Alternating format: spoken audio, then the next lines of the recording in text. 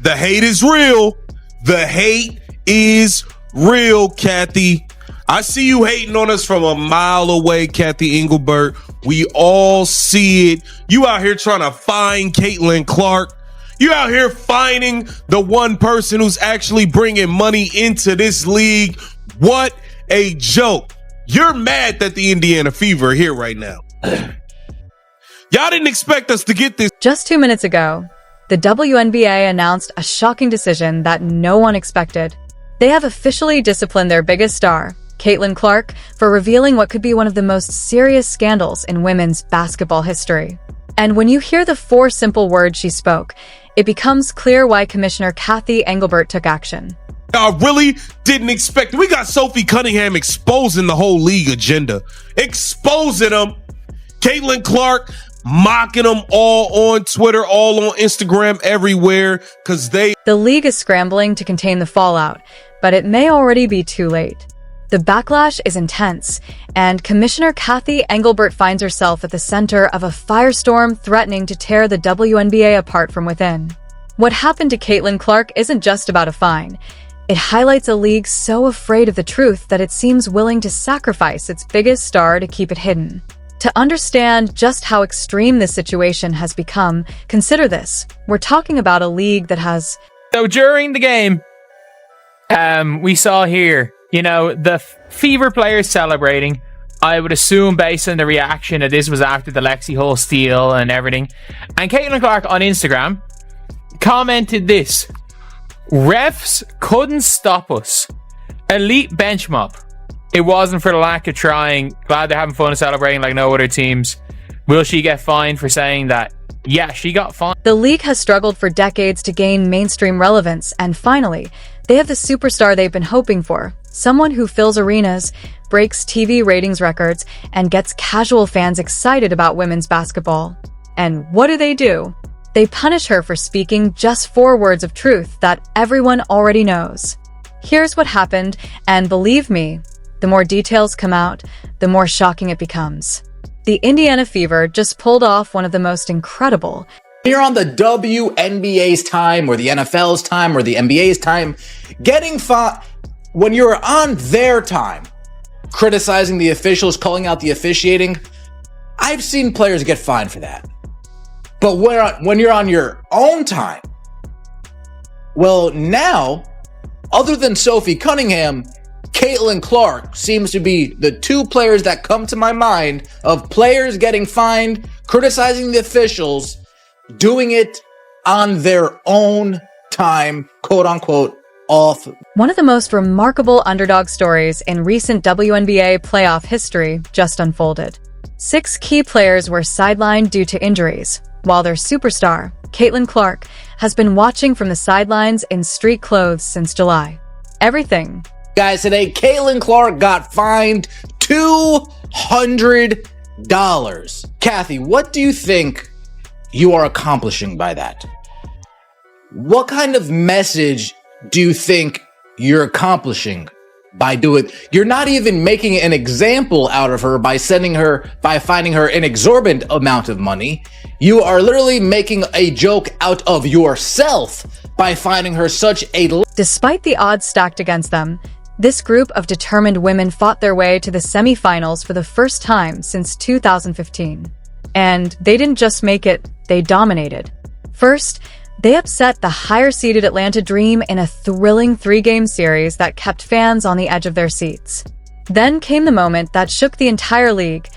Game 1 of the semifinals against the 2-time defending champion Las Vegas Aces.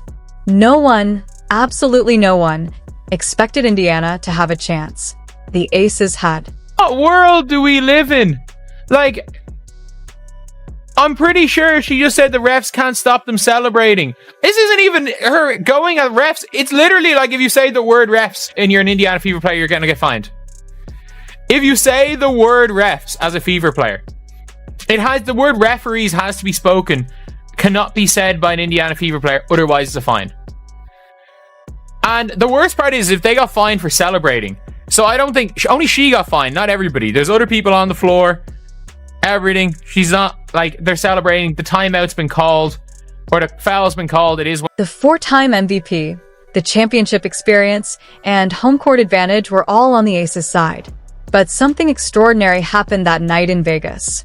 Kelsey Mitchell caught fire like never before, scoring 34 points and coming within just 2 points of the franchise's playoff record. We know how this works because Sophie Cunningham has told us how this works.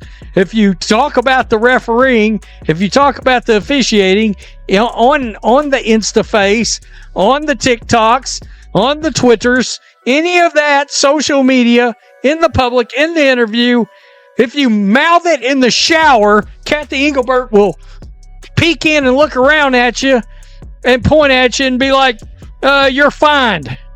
Even though she won't clean up the officiating in her trash-ass league?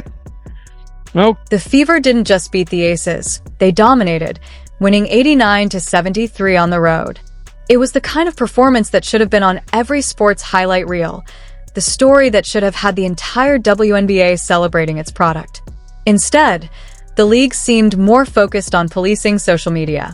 While fans were witnessing basketball history, Commissioner Kathy Engelbert's office was apparently scrolling Instagram like hall monitors, and they found trouble in the most innocent place imaginable. The Fever's official account had posted a photo of their bench celebrating the historic win, the players who had stepped up when the stars were sidelined, the unsung heroes living every basketball player's dream. And there, in the comments, was Caitlin Clark, injured and unable to play, but still the ultimate teammate. She left 2 simple comments. The first, elite bench mob, and the second, which is where everything went wrong. WNBA definitely got to play these women more. You guys to pay these women more. Cause what the hell is a $200 fine? This picture right here is giving me Mom Made Pizza Rolls vibes. Mom Made Pizza Rolls and everybody, Caitlin Clark was fined $200 for her comments she left on the IG post. She said refs couldn't stop us, meaning they advanced to the next round despite the refs trying to throw them a curveball every game, despite having to play against the refs. And the league said, "Oh hell nah, you gotta run me that. You gotta run me that 200. You got to run me that 200." The situation quickly escalated. Refs couldn't stop them. Over 4 simple words that expressed exactly what every Fever fan, every neutral observer, and everyone in the arena knew to be true. The Indiana Fever had overcome not just a championship-caliber opponent, but also questionable officiating that had challenged them all season. But here's where it gets infuriating. Instead of celebrating this remarkable achievement, instead of promoting a feel-good underdog story tailor-made for marketing gold, the WNBA treated those 4 words as a threat to their authority. Within hours, Caitlin Clark was hit with a $200 fine for publicly criticizing officiating. Think about that. The player who has single-handedly transformed the WNBA's popularity, who has brought more attention to women's basketball than anyone in the league's history, was being punished for cheering on her teammates from the bench. The person sidelined by injury, watching her championship dreams slip away, was cast as the villain in the league's twisted narrative. Sophie has got jokes. She retweeted this. That's really going to break the bank for her. Starting a GoFundMe now. Sophie, you got jokes. Hun, you got jokes. Sophie Cunningham Central, all don't. This $200 fine isn't just about Caitlin Clark. It's a symptom of a league that keeps punishing the messenger while ignoring the message.